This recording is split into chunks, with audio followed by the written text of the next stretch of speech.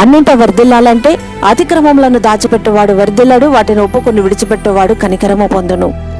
నీవు చేసినదేంటి అని యెహోవా హవ్వతో అంటే, హవ్వ అంటది, అయ్యా సర్పము నన్ను మోసపుచ్చినందువలన నీవు చేయవద్దని నా పనిని చేసేసానయ్యా అని తన తప్పును ఒప్పుకోక కప్పుకుంది. అదే పని ఆదాము చేయడం వలన దేవుడిచ్చిన 7 సంపూర్ణమైన ఆశీర్వాదాలలో వారు వర్ధిల్లలేకపోయారు.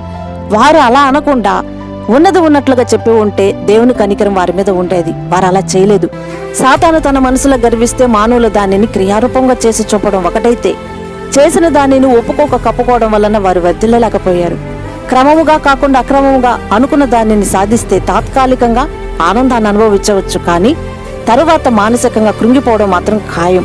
దేవుని కనికరము లేకపోతే అన్నిటా వర్ధిల్లడం అసంభవం కనుక అన్నిటా వర్ధిల్లాలంటే ఒప్పుకోక తప్పదు. ప్రార్థన. తండ్రి, మేము అన్నిట వర్ధిల్లునట్టుగా ప్రతిదీ నీ ఎదుట ఒప్పుకునే మనసును దయచేయమని యేసు నామమున వేడుతున్నాం తండ్రి. ఆమేన్.